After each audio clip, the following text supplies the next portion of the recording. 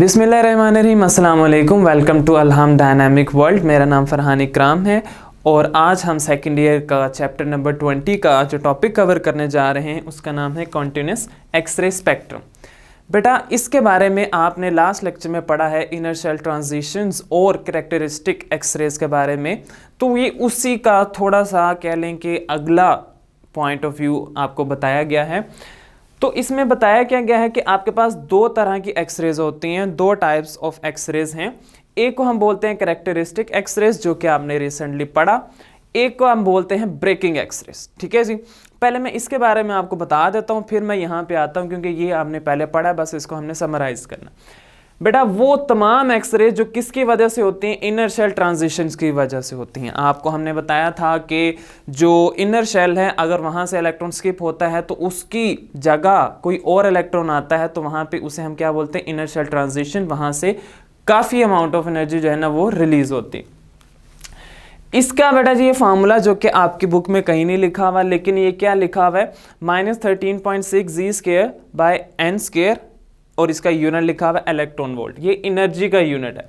जी क्या है, atomic number है। यानी कि इस तरह आप इसका अंदाज़ा लगा लें कि जो हैवी एटम्स होंगे, हैवी एलिमेंट्स होंगे, उनकी जो टोटल एनर्जी है वो भी क्या होगी, ज़्यादा होगी।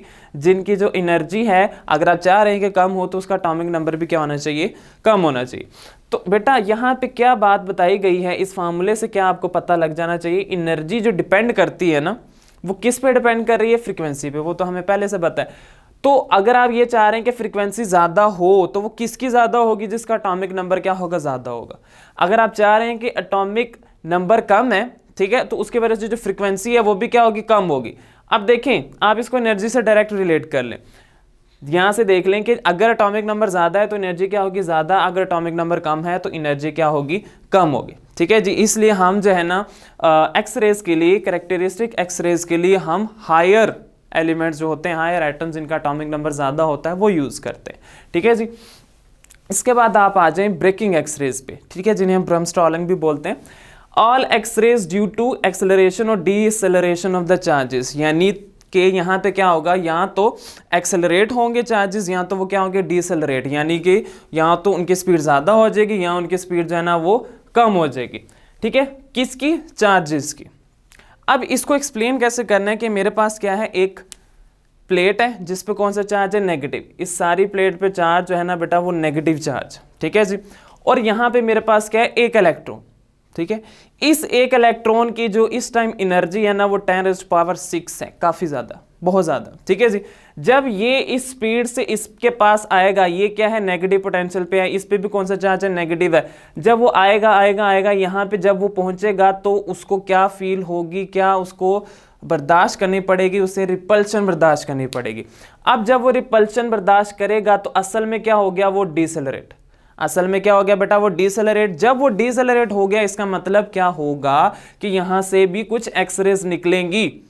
उन एक्सरेज को हम क्या बोलेंगे, ब्रेकिंग एक्सरेज, क्योंकि यहाँ पे जो ब्रेकिंग एक्सरेज, ब्रेक का मतलब क्या, ब्रेक लग गई ना, इलेक्ट्रॉन सीधे स्पीड से जा रहे थे, यहाँ पे उसको क्या होना पड़ा, उसको रुकना पड़ा, यहाँ पे क्या लग गई, ब्रेक लग गई। ठीक है जी, तो इतनी पावर से, इतनी एनर्जी से अगर आप आ रहे हो तो आपको ब्रेक फील होगी, तो इसकी वजह से यहाँ से क्या होगा, फोटॉन्स रिलीज होंगे। ठीक है जी, ये जो फोटॉन्स है ये भी किस रेंज में लाई करेंगे, in the range of X-rays, इसलिए हम इन एक्सरेज को क्या बोलते हैं, ब्रेकिंग एक्सरेज बोलते हैं। ठीक है जी, बेटा ये जो इलेक्ट्रॉन वोल्ट यानी जितनी भी एनर्जी थी वो किस में कन्वर्ट होगी, फोटोन में। अब यहाँ पे देखें फ्रीक्वेंसी का ताल्लुक किससे है, वोल्टेज से है। ठीक है, ये वेलोसिटी नहीं है, क्या वोल्टेज है, जिस वोल्टेज से वो आ रहे हैं। ठीक है, यानी एनर्जी है ना, तो एनर्जी में क्या है, चार्ज के पास जितना वोल्टेज है, तो जितना ज़्यादा वोल्टेज होगा उतनी उसकी फ्रीक्वेंसी ज़्यादा होगी, जितना ज़्यादा वोल्टेज होगा उसकी फ्रीक्वेंसी ज़्यादा, उसकी एनर्जी भी ज़्यादा, जितना वोल्टेज कम उसकी फ्रीक्वेंसी भी कम और एनर्जी भी कम। तो कैरेक्टरिस्टिक एक्सरेज किस पे डिपेंड करती हैं, एटॉमिक नंबर पे। ब्रेकिंग एक्सरेज किस पे डिपेंड करती हैं, वोल्टेज पे। ठीक है जी, इन दोनों का बेसिकली ग्राफ भी बनता है, वो आपको बताते हैं, जो असल में क्या है, कंटिन्यूस एक्सरे स्पेक्ट्रम, वो यहाँ पे मैं बताता हूँ। लेकिन यहाँ पे देखिएगा कि जो काइनेटिक एनर्जी है वो किस में कन्वर्ट हो रही है, देखें ये वाली जो एनर्जी है ये क्या है, काइनेटिक एनर्जी, ये किस में कन्वर्ट हो रही है, HF मैक्स, मतलब क्या है, ये फोटोन की एनर्जी है, जहाँ पे उसकी जो फ्रीक्वेंसी क्या है, मैक्सिमम। जब उसकी फ्रीक्वेंसी मैक्सिमम होगी तो इसका मतलब उसकी काइनेटिक एनर्जी भी क्या होगी, मैक्सिमम होगी। ठीक है जी। और आप इसको चेंज कर सकते हो किस में, एफ की जगह आपने क्या लिख दिया, सी बाय लैम्डा, लेकिन अब लैम्डा के साथ आपने मिनिमम लिखा, मैक्स नहीं लिखा। ठीक है, क्योंकि फ्रीक्वेंसी और वेवलेंथ एक दूसरे के इन्वर्सली प्रोपोर्शनल होती है। फ्रीक्वेंसी यहाँ पे मैक्सिमम है तो यहाँ पे वेवलेंथ क्या होगी, मिनिमम होगी। ये किन की बात हो रही है, यहाँ से जो फोटॉन्स निकले उनकी बात हो रही है। जिस फ्रीक्वेंसी से वो निकल रहे हैं वो मैक्सिमम है, जिस वेवलेंथ से वो निकल रहे हैं वो क्या होती है, मिनिमम। क्योंकि एक्सरेज की जो फ्रीक्वेंसी होती है वो होती ही बहुत कम है, यानी मिनिमम होती है। ठीक है जी। अब ये जो इलेक्ट्रॉन था ना, ये बताया क्या गया है कि जितनी भी इसकी काइनेटिक एनर्जी थी वो सारी की सारी किस में कन्वर्ट हो गई है, फोटोन की एनर्जी में। ठीक है, लेकिन ऐसा नहीं होता हर दफा कि सम इलेक्ट्रॉन्स, कुछ इलेक्ट्रॉन्स क्या होते हैं, बच जाते हैं। ऐसा नहीं होता, मैं दोबारा से बता रहा हूँ कि ऐसा हो रहा है कि इलेक्ट्रॉन जा रहे हैं, ये वाला इलेक्ट्रॉन जिसकी एनर्जी जो है ना मैक्सिमम है वो गया, वो सारी की सारी एनर्जी कन्वर्ट होगी फोटोन में। ठीक है जी। लेकिन हर इलेक्ट्रॉन की जो एनर्जी है वो फोटोन में कन्वर्ट नहीं होगी, तो उसके लिए उसको क्या करना पड़ता है, नंबर ऑफ कोलिजन जो है ना वो फेस करने पड़ते हैं। ठीक है जी। नंबर ऑफ कोलिजन जब फेस करने पड़ते हैं तो वहां से जो एक्सरेज निकल रही हैं वो लॉन्गर होती है। ठीक है जी। यहाँ पे देखें ये कौन सी हैं, शॉर्टर है, इनकी जो वेवलेंथ है वो कम है, लेकिन कुछ होती हैं जिनको बार बार कोलाइड करना पड़ता है, फिर जाके वो जो है ना फोटोन में कन्वर्ट होती है, उन्हें हम बोलते हैं लॉन्गर एक्सरेज। ठीक है बेटा जी। अब जरा गौर से देखिएगा, एक्सरेज का टोटल जो स्पेक्ट्रम है ना वो किसकी वजह से है, ब्रेकिंग एक्सरेज और उसमें कैरेक्टरिस्टिक एक्सरेज, दोनों का जो है ना उसमें क्या है, इंटरफेरेंस है। अब देखें यहाँ पे मैंने किसका ग्राफ बनाया है, बेसिकली इंटेंसिटी वर्सेस वेवलेंथ का ग्राफ है। यहाँ पे जो ग्राफ है, यहाँ पे देखें कि आहिस्ता आहिस्ता वो बढ़ रहा था, फिर अचानक से पीक आई। ठीक है जी। फिर एक और बड़ी पीक आई और उसके बाद दोबारा से वो थोड़ा सा तसलसल में आ गया। ठीक है जी। अब इसमें बताने का मकसद क्या है, ये वेवलेंथ है, इस पॉइंट पे जो वेवलेंथ था वो क्या होगी, मिनिमम, इस पॉइंट पे जो वेवलेंथ था वो क्या होगी, मैक्सिमम। देखें यहाँ पे ये जो पैटर्न, ये जो क्लियर वाला हिस्सा है, यानी कि जो एक तसलसल के साथ कंटिन्यूस मैनर के साथ चल रहा है, ये किन एक्सरेज का है, ब्रेकिंग एक्सरेज का। ठीक है जी। और कैरेक्टरिस्टिक एक्सरेज का कब है, जब वो इस तरह, यानी ये जो हाईलाइटेड पोर्शन है, यानी काफी ऊपर की तरफ गया हुआ है, ये आपको कहाँ बताया गया, लास्ट जो टॉपिक आपने पढ़ा है वहां पे, क्योंकि वो उसमें अचानक क्या होते थे, कोलाइड होते थे, फिर वो उसके से वो एटम जो है ना वहां से फोटॉन्स काफी ज्यादा रिलीज होते थे।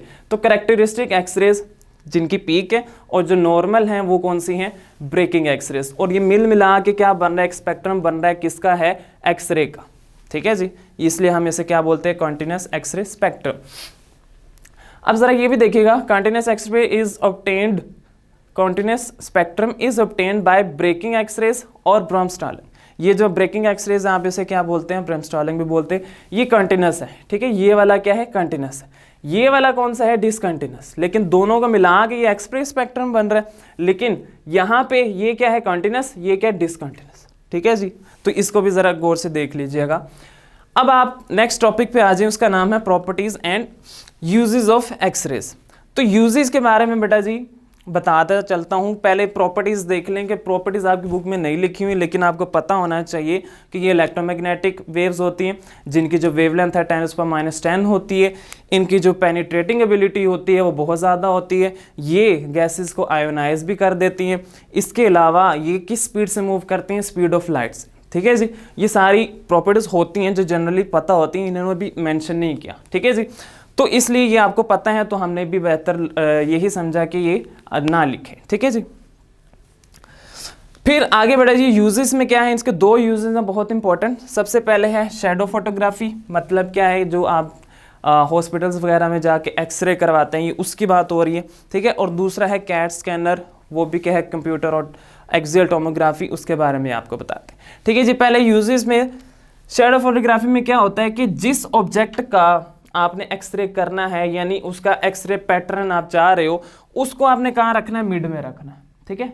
अब वो किसके मिड में रखना है, एक्सरे सोर्स और शीट ऑफ फोटोग्राफिक फिल्म, यानी एक आपके पास जो शीट होती है ना, जहाँ पे ये सारा का सारा इसका ग्राफ बनता है, या कह लें उसका जो पैटर्न है वो बनता है, उसको हम क्या बोल रहे हैं, फोटोग्राफिक फिल्म। ठीक है जी। वो और एक्सरे सोर्स के दरमियान क्या पड़ा होना चाहिए, ऑब्जेक्ट। ठीक है जी। वो एक मशीन होती है जहाँ पे आपको बोला जाता है सेंटर में खड़े हो जाएं, एक तरफ से एक्सरेज निकलती हैं, वो आपकी बॉडी में से गुजरते हुए जाके डिटेक्टर पे यानी फोटोग्राफिक फिल्म पे जाके पेस्ट हो जाती है। ठीक है जी। अब इसमें होता क्या, कैसे सिस्टम ये चलता है, darkening of film is proportional to radiation exposure. आपने बेटा एक्सरे देखा होगा, उसमें क्या होता है, दो तरह के पोर्शंस होते हैं, कुछ लाइट होते हैं कुछ डार्क। तो जो डार्क हैं वो क्यों होते हैं, कैसे होते हैं, क्योंकि वहाँ पे रेडिएशंस जो है ना वो ज़्यादा अब्जॉर्ब होती हैं। ये इस तरह अंदाज़ा लगा लें कि जहाँ पे डार्क पोर्शन है वहाँ पे रेडिएशंस जो है ना वो ज़्यादा पहुंची हुई हैं, ज़्यादा वहाँ पे क्रॉस की हैं, ये ज़्यादा वहाँ पे मौजूद थी। ठीक है जी। जो लाइट वाले हैं वहाँ पे क्या होगी, रेडिएशंस कम मौजूद होंगी। फिर यहाँ पे क्या बताया गया, एक एग्जाम्पल दी गई है कि क्रैक्स और एयर बबल्स, क्रैक्स और एयर बबल्स में क्या हो रहा है कि इसमें एक्सरे ज़्यादा पास हो जाते हैं। ठीक है जी। इसमें से क्या होता है, एक्सरेज ज़्यादा पास हो जाती हैं, तो वहाँ पे कौन से एरियाज बन जाते हैं, डार्क एरियाज। ठीक है जी। ये किन की बात हो रही है, क्रैक्स में, क्योंकि क्रैक है ना तो दरमियान से क्या होगा, ज़्यादा से ज़्यादा एक्सरेज पास हो सकेंगी। अगर एयर बबल्स हैं तो वो बहुत लाइट डेंसिटी के होते हैं, तो वहाँ से भी क्या होता है, एक्सरे ज़्यादा पास हो जाती हैं, तो कौन से पैटर्न बन जाते हैं वहाँ पर, डार्क। ठीक है जी। इसके अलावा जहाँ से वो पास नहीं हो पाती वहाँ पे कौन से एरियाज बनेंगे, लाइट। ठीक है जी। अब ह्यूमन बॉडी के हम एग्जांपल ले लेते हैं कि आपके पास क्या है, ह्यूमन बॉडी में फ्लैश, जैसे कि आप फॉर एग्जांपल अगर आप खड़े हैं तो फ्लैश और बोन्स का मिक्सचर है ह्यूमन बॉडी जो है। तो फ्लैश में क्या होता है, एक्सरे जो है ना वो ज़्यादा पास हो सकती हैं, क्योंकि जो फ्लैश होता है वो सॉफ्ट होता है, नर्म होता है। ठीक है जी। वहाँ से जो एक्सरेज हैं वो क्या होगी, ज़्यादा पास हो जाएंगी। ठीक है जी। और इनको हम क्या बोलते हैं, यानी यहाँ पे कौन से एरियाज बनते हैं, डार्क एरियाज बनते हैं। ठीक है। लेकिन जो बोन्स होती हैं वहाँ पे जो एक्सरेज हैं वो कम गुजर सकती हैं। वजह क्या है कि जो बोन्स हैं उनमें जो मटेरियल है वो ज़्यादा है, उनका जो एटॉमिक नंबर है, जिस मटेरियल से बने उनका एटॉमिक नंबर ज़्यादा है, तो वो इन शॉर्ट ज़्यादा जो है ना वो डेंसिटी वाली हैं, ज़्यादा हैवी हैं। तो वहाँ पे कौन से एरियाज बनेंगे, लाइट एरियाज। ठीक है जी। तो बेटा जी शैडो फोटोग्राफी में आपको ये पता लग जाना चाहिए, जो भी ऑब्जेक्ट है उसको आपने कहाँ रखा, सेंटर में रखा। किसके सेंटर में, एक्सरे सोर्स और फोटोग्राफिक फिल्म के सेंटर में रखा। ठीक है। उसके बाद आपने क्या किया, ये अंदाज़ा लगाया, बल्कि आपको बताया गया कि जहाँ पे वो ब्लैक कलर होगा, डार्क होगा, तो इसका मतलब वहाँ पे रेडिएशन ज़्यादा गुजरी है, जहाँ पे लाइट है वहाँ पे रेडिएशन कम गुजरी है। ये वाले दोनों जो मैंने एग्जाम्पल्स दिए हैं ये किसकी हैं, लाइट की। यहाँ पे क्या हो गया, लाइट ऑब्जेक्ट है ना, एक्सरे ज़्यादा पास होंगी, तो वहाँ पे पोर्शन कौन सा बन रहे हैं, डार्क एरियाज बने। ठीक है। लाइट वेट है, ठीक है, ये लाइट वेट है, तो पोर्शंस कौन से बने, डार्क एरियाज। ठीक है जी। ये मैंने आपको एग्जांपल दे दीजिए। ह्यूमन बॉडी में एक ऐसा होता है कि जो फ्लैश होता है उसमें से एक्सरे ज़्यादा पास होती हैं, वो डार्क एरियाज बनते हैं। जो बोन्स होते हैं उसमें से एक्सरेज कम पास होती हैं, तो वो लाइट एरियाज बनते हैं। तो आपको पूरा एक पैटर्न दिखता है कि अगर आपके एक्सरे के में दरमियान में कहीं पे कोई गैप आ गया, कोई मुश्किल आ गई, परेशानी आ गई, कोई ऑब्जेक्ट आ गया, तो आप उसको क्या कर सकते हो, फाइंड कर सकते हो वो कहाँ मौजूद है। ठीक है जी। बेटा जो दूसरी इसकी यूजेस में से जो दूसरी आपके पास इसकी एप्लीकेशन है वो क्या है, कैट स्कैनर। कैट के फुल फॉर्म क्या है, कंप्यूटराइज्ड एक्सियल टोमोग्राफी। इसमें होता क्या है कि आपके पास एक इस तरह का सिस्टम होता है जिसमें सर्कल सा बना होता है, यानी पूरा एक सिस्टम होता है। उसमें क्या किया जाता है, जो जिस बंदे का यानी जिस पेशेंट का आपने कैट स्कैन करना होता है उसको उसमें अंदर जो है ना हम उसको इंसर्ट कर देते हैं, उसके अंदर जो है ना उसको रख देते हैं। अब आपने करना क्या है, यहाँ पे एक एक्सरे सोर्स होता है और ये जो एक्सरे सोर्स है ये सर्कुलर फॉर्म में मूव कर रहा होता है, ये एक जगह पे नहीं रुका होता। इसमें से क्या होता है, फैन शेप्ड बीम निकलती है। ठीक है जी। जो एक्सरेज है ना वो फैन शेप्ड मतलब वो फैलती हुई निकलती है। ठीक है जी। अब ये जो है ना ये क्या करता रहेगा, मूव करता रहेगा, कभी इधर कभी इधर, मतलब जो भी ये सर्कुलर फॉर्म में मूव करता रहेगा। और ये जो डॉट्स आपको दिख रही हैं ये सारे के सारे हैं डिटेक्टर्स। किसके डिटेक्टर्स हैं, ये एक्सरे सोर्स, मतलब जो एक्सरे सोर्स से एक्सरेज आ रही हैं उनको वो क्या करेगा, यहाँ पे डिटेक्ट कर लेगा। ठीक है जी। तो यहाँ पे जो भी इंसान होगा उसका क्या होगा, एक विजुअलाइजेशन आ जाएगी। अब वहाँ से कोई एनोमलीज है, कोई मसला है, परेशानी है, तो वो क्या होगा वहाँ से डिटेक्ट हो जाएगा। ठीक है जी। देखिए करता क्या, कैसे काम होता है, इसमें क्या होता है, रिएक्शंस जो है ना वो चेंज हो रहे होते हैं जब इसको आप मूव करते हो। ठीक है जी। कोई 3-4 मिनट में ये सारा काम हो जाता है। जब आप इसको क्या करते हो, इसके जो रिएक्शंस हैं वो चेंज हो रहे होते हैं, वो कहाँ पे रिकॉर्ड हो रहे होते हैं, कंप्यूटर में। ठीक है जी। वो सारे रिकॉर्ड हो रहे होते हैं, डिजिटली रिकॉर्ड हो रहे होते हैं, सिस्टम में रिकॉर्ड हो रहे होते हैं। ठीक है जी। अब कंप्यूटर क्या करता है, जो डेंसिटी डिफरेंस है, जैसे फॉर एग्जांपल कि आपके जो लंग्स हैं उनका जो साइज है वो थोड़ा सा बढ़ गया, इसका मतलब डेंसिटी में थोड़ा सा फर्क आ गया, तो उसको आप क्या कर सकते हो, कंप्यूटर के थ्रू डिटेक्ट कर सकते हो। ठीक है जी, आप कितना कम से कम डिटेक्ट कर सकते हो, 1% अगर चेंज आ गया तो आप वो भी क्या कर सकते हो, डिटेक्ट कर सकते हो। 1% डेंसिटी का डिफरेंस है तो वो भी आप डिटेक्ट कर सकते हो। ठीक है जी, इसके ज़रिए आप जो है ना ट्यूमर्स, ब्रेन ट्यूमर्स जैसे बोलते हैं, और दूसरी जो एनोमलीज होती हैं, कोई और जो मसले होते हैं, उनको भी आप क्या कर सकते हो, डिटेक्ट कर सकते हो। ठीक है बेटा जी, तो ये आपका कुछ टाइप्स थी, और इसके अलावा जो है ना 2-3 यूजेस थे, वो मैंने आपको क्लियर कर दिए। अब इससे रिलेटेड कोई भी क्वेश्चन होगा काइंडली आप मुझसे पूछ लीजिएगा। इंशाल्लाह नेक्स्ट लेक्चर में मिलते हैं। अल्लाह हाफिज़।